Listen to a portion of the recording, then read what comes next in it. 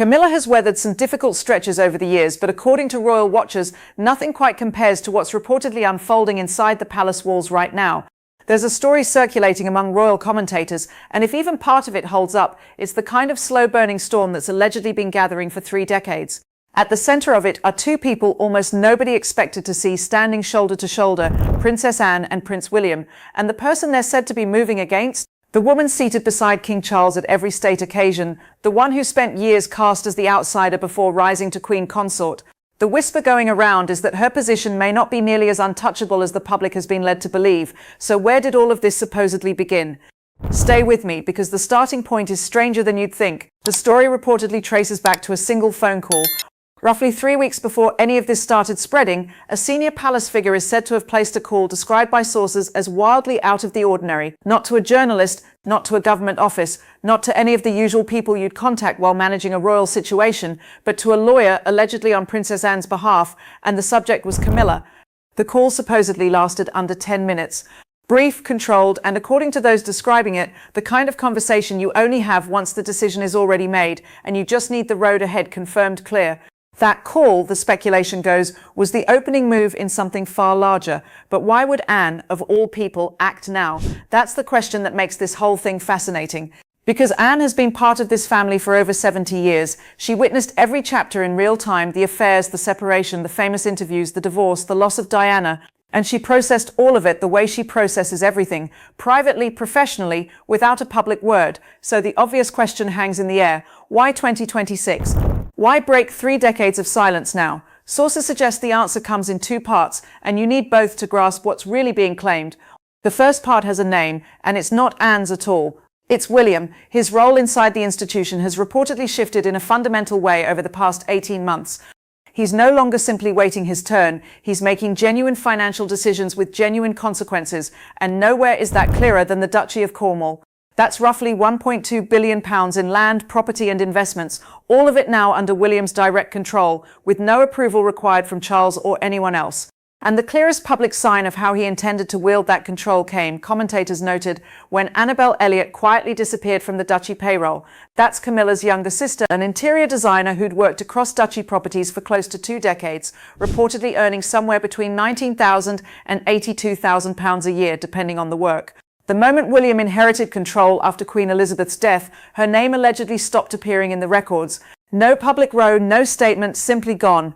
And she wasn't swapped out for some neutral replacement. William reportedly brought in his own people, friends and godparents of his children, loyal to him and him alone. Royal commentators clocked it instantly and described real ripples spreading through the palace. So what message was that quiet removal actually sending? Anyone watching closely understood it perfectly. That decision needed no translation, and sources say Anne watched it happen and approved without reservation. More than that, it allegedly opened a conversation between Anne and William that had been waiting years to take place, because both of them, for separate but deeply personal reasons, had reportedly arrived at the same conclusion at the same moment. They were done waiting. And that brings us to the second part of the answer, the part that gives this entire story its emotional gravity. That part is Diana. The 31st of August 2027 will mark 30 years since Diana died in that Paris tunnel. 30 years since William, just 15, had to walk behind his mother's coffin through London with the entire world watching. He's 43 now, a husband and a father of 3, and across nearly 30 years in public life he has never once openly tied his feelings about Camilla to what his mother endured. He never needed to. His choices, commentators argue, have been making that statement for years. And sources suggest Anne reached a breaking point somewhere in recent months, a moment where she decided she was finished letting loyalty to the institution override what she privately believed. Finished, the speculation goes, watching Camilla occupy spaces both literal and symbolic that Anne allegedly feels belong to Diana's memory rather than to the woman associated with Diana's pain. And when Anne supposedly decided to act, she had access to something that is now said to be making certain people genuinely uneasy. What could possibly carry that kind of weight? It sits behind locked doors at Windsor. There's a room at Windsor Castle known as the Royal Archives. No tourists, no cameras, no public entry. What it holds is the unfiltered, privately kept history of the British royal family. Letters, diaries, internal correspondence, the written record of what was truly happening inside the institution during its most turbulent decades, including the years when Charles and Diana's marriage was collapsing in full view of the world. Anne reportedly holds a level of access to those materials that almost no one outside the immediate family possesses, and sources suggest she's been quietly reviewing them. So here's the question worth sitting with. What exactly might those 80s and 90s records contain that certain people would rather keep buried? The broad outline is already public: the 1992 separation, the leaked tapes, the televised confessions, the famous interview, the divorce, Diana's death. All of it dissected across 30 years of books and documentaries. But what's allegedly in those archives reportedly goes far beyond the broad outline. It's the specificity, the private contemporaneous record of who knew what, and precisely when and how things were handled behind closed doors. And if that record tells a harsher story than anything yet made public, who has the most to lose if it surfaces? According to those describing Anne's alleged review, the materials reportedly paint a picture of institutional failure that runs deeper than anything on the public record. And Anne, sources say, believes that story deserves to stand in the complete historical account, not softened or shaped by the people who'd prefer it stayed in shadow. Camilla, the speculation suggests, is squarely among those people.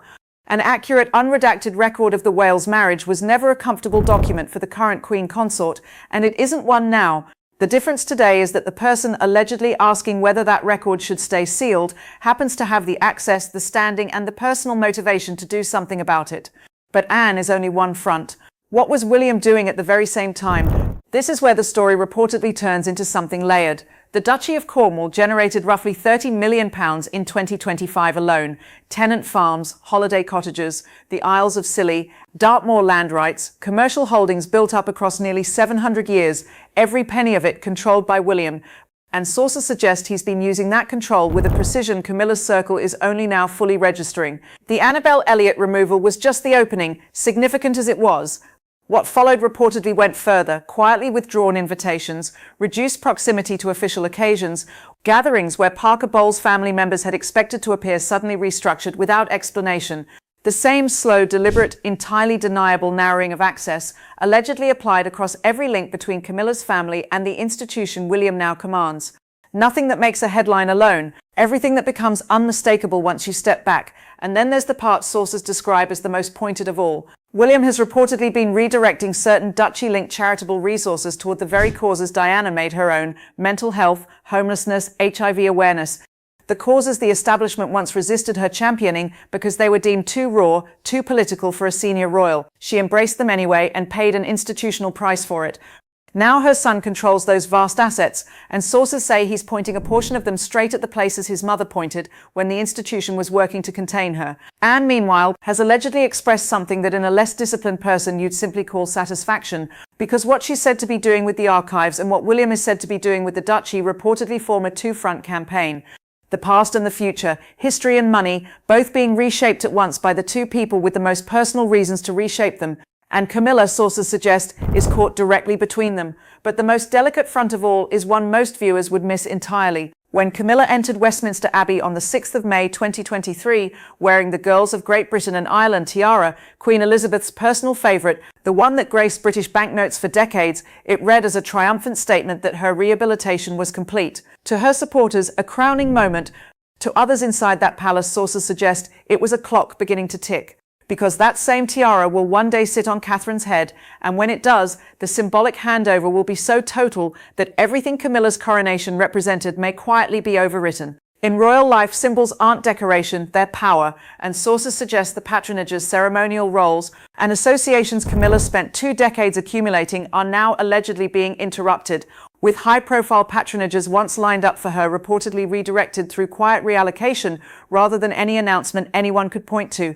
Add to that the Royal Warrant Authority Charles granted William and Catherine in 2025, a public signal of where the Crown's symbolic weight is being deliberately pushed, and a picture emerges of a legacy being shaped in real time by people with very specific views about what it should contain. So how is Camilla said to be reacting as the ground shifts beneath her? The answer reportedly shows up in the quietest decision she's made in years. Camilla sold Ray Mill House, no press release, no magazine feature, just a property that appeared on the market and vanished from her holdings. The Wiltshire retreat she'd owned since before marrying Charles, the garden she once called the best therapy in the world. And sources suggest that sale reveals more about where her head is than anything she said publicly in months, because people don't part with their personal sanctuary casually. Consider the arithmetic she's reportedly facing. Right now, she moves through Buckingham Palace, Clarence House, Sandringham, and Balmoral as a matter of course. When Charles dies, Sandringham and Balmoral pass to William, Buckingham Palace becomes William and Catherine's, and the residences Camilla now treats as her own become places she can enter only by William's invitation.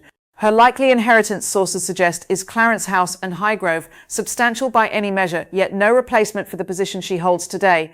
And layered on top of all of it is the unresolved standoff over her continued loyalty to a longtime friend whose name has surfaced in publicly released files, a friendship William reportedly wants distanced, and one Camilla reportedly refuses to abandon. So where does that leave the one man who could supposedly stop all of this? His position may be the most painful piece of the entire puzzle. Charles reportedly placed a call to Anne in February of this year that sources describe as one of the hardest conversations between the siblings in decades. Not angry, just quiet and pained, lasting 40 minutes and ending with nothing resolved. He's 76, diagnosed with cancer in February 2024, maintaining his duties with real discipline through treatment that continued into 2025. But discipline isn't the same as the capacity to fight on multiple fronts, and sources suggest his energy for managing complex family conflict has thinned considerably. Protecting Camilla would mean ordering William to restore what he deliberately removed and ordering Anne to stop whatever she's allegedly doing, and Charles reportedly knows neither would comply. More than that, sources suggest he understands exactly why they feel the way they do, because he was there and he was the cause. How do you argue against your son's grief over his mother when you're the reason that grief exists? An aide reportedly recalls him expressing not anger but understanding, the understanding of a man with no answer for any of it. So what does all of this actually amount to? There's a version that looks like revenge, two people systematically dismantling everything Camilla built as payback. But sources suggest the truer version is something more patient and more lasting than revenge. Think about what Diana truly stood for, touching AIDS patients when the establishment recoiled, walking through minefields to make a point about civilian lives, sitting with the homeless and treating them as fully human. She did it against the resistance of an institution that found her threatening, and she was right, and it was wrong. William watched that happen, and now he runs that institution. What sources describe isn't simple management reform. It's allegedly Diana expressed institutionally the emotional intelligence and human connection she was told were inappropriate, now built into the monarchy's architecture. Camilla won the battle. She got Charles, the title, the coronation, the tiara, the seat beside the king. But the war, sources suggest, was never about Charles. It was about Diana, and whether the institution she tried to change would become something worthy of the price she paid. You cannot argue against a legacy. You cannot litigate grief. And that, more than any payroll or property or tiara, is what's described as Camilla's darkest reality in years. The real question now is whether any of it will ever be confirmed or whether it stays exactly where it began, in whispers. If you want to know which of these royal whispers have actually surfaced into the public record and which quietly dissolved, I've pulled together the biggest unconfirmed palace stories of the past year, and one of them makes this look almost tame. Tap it on screen before the algorithm buries it. This is Royal Pulse, where whispers around the crown come to light.